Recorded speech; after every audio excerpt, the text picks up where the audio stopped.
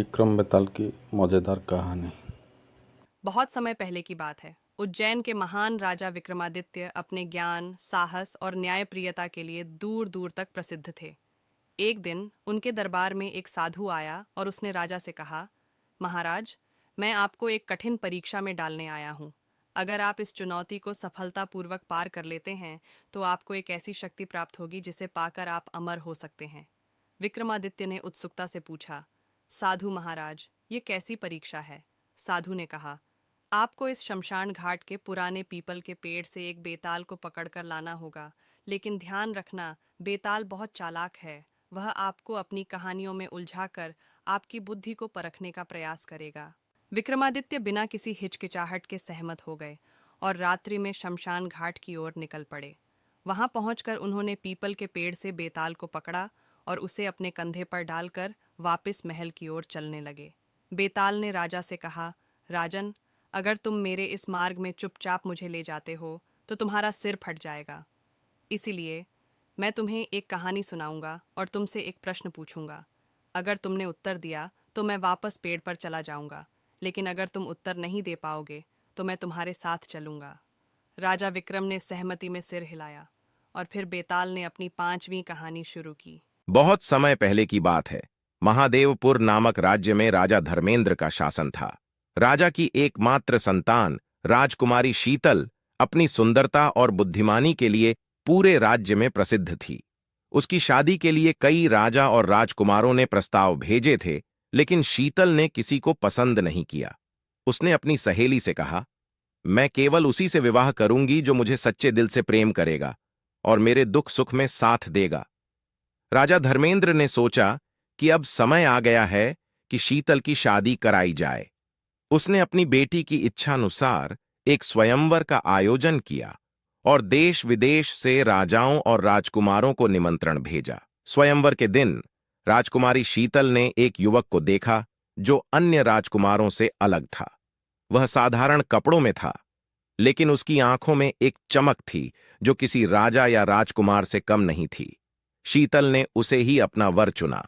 सब हैरान थे कि राजकुमारी ने एक साधारण युवक को क्यों चुना, लेकिन शीतल ने सभी के सामने कहा, यह युवक मेरी आत्मा से जुड़ा है, मैं इसे दिल से चाहती हूं। उस युवक का नाम था अमर, जो एक साधारण गांव का निवासी था। शादी के बाद अमर और शीतल खुशी खुशी रहने लगे, लेकिन कुछ समय बाद शीतल ने अमर में एक अजीब बदलाव देखा। वह रात में बिना बताए कहीं चला जाता और सुबह तक वापस आ जाता। शीतल को शक हुआ और उसने एक दिन अमर का पीछा करने का निर्णय लिया। रात के अंधेरे में शीतल ने देखा कि अमर जंगल की ओर जा रहा है।